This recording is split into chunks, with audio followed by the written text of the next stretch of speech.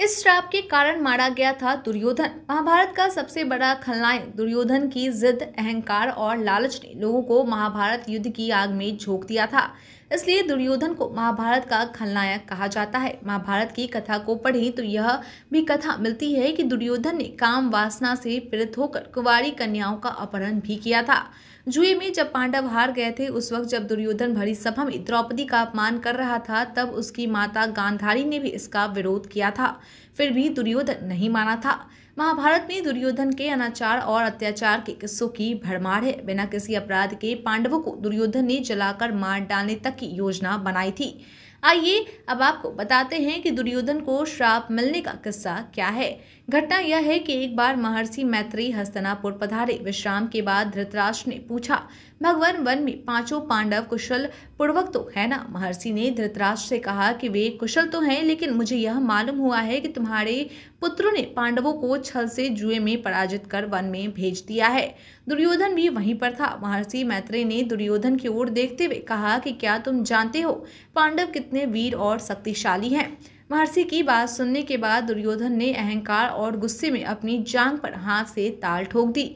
दुर्योधन की यह उद्दंडता देखकर महर्षि को क्रोध आ गया और उन्होंने दुर्योधन से कहा कि तूने मेरा अपमान किया है और तुमने मेरी बात शांतिपूर्वक नहीं सुनी है। अरे दुष्ट, जिस जंघा पर तू ताल ठोक रहा है, उस जंघा को भीम अपनी गदा से तोड़ देगा। दुर्योधन को इसी श्राप ने बर्बाद कर दिया। दुर्योधन और भीम के गदा युद्ध में भीम ने दुर्योधन की जांघ तोड़ दी थी। वह रक्त से सरा हुआ रणभूमि में गिरा हुआ था। मरणासन अवस्था में ही भूमि पर पड़े हुए उसने श्री कृष्ण की ओर देखते हुए अपने हाथ की 3 उंगलियों को बार बार उठाकर कुछ बताना चाह रहा था। पीड़ा के कारण उसके मुंह से आवाज धीमी धीमी ही निकल रही थी। उसी वक्त श्री कृष्ण उसके पास गए और उससे पूछा कि तुम क्या बताना चाहते हो? तब उस दुर्योधन ने श्री कृष्ण को बताया कि उसने महाभारत युद्ध के दौरान 3 गलतियां की हैं।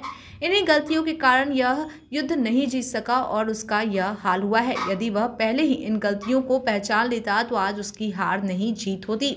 श्री कृष्ण ने बड़े चैन से दुर्योधन से उसकी उन 3 गलतियों के बारे में पूछा तो उसने बताया कि उसकी पहली गलती यह थी कि उसने स्वयं नारायण को न चुनकर उनकी नारायणी सेना को चुना। यदि नारायण युद्ध में कौरवों के पक्ष में होते तो आज परिणाम कुछ और ही होता। दुर्योधन ने अपनी दूसरी गलती बताते हुए श्री कृष्ण से कहा कि अपनी माता के लाख समझाने पर भी वह उनके सामने पेड़ के पत्तों से बना लंगोट पहनकर गया। यदि वह नग्न होकर अपनी माता के पास गया होता तो आज किसी भी योद्धा में उसको पराजित करने की क्षमता नहीं होती। तीसरी और अंतिम गलती उसने यह की थी कि वह युद्ध के अंत में गया। अगर वह युद्ध में पहले ही जाता तो वह अनेक बातों को अच्छे ढंग से समझ सकता था और शायद उसके भाई और मित्रों की जान बच जाती। श्री कृष्ण ने सहज ढंग से नम्रता पूर्वक दुर्योधन की यह सारी बातें सुनी। फिर उन्होंने उससे कहा, तुम्हारी हार का मुख्य कारण तुम्हारा पापपूर्ण व्यवहार है और अपने ही कुल की वधु द्रौपदी का चीरहरण करवाना था। तुमने स्वयं ही अपने कर्मों से अपना भाग्य लिखा। श्री कृष्ण के कहने का मतलब यह था कि तुम अपनी इन 3 गलतियों के कारण नहीं हारे, बल्कि तुम अधर्मी हो। तुम्हारा अधर्म ही तुम्हारी हार का जिम्मेदार है। यह सुनकर दुर्योधन को अपनी असली गलती का एहसास हो गया। आज के लिए इतना ही। धन्यवाद।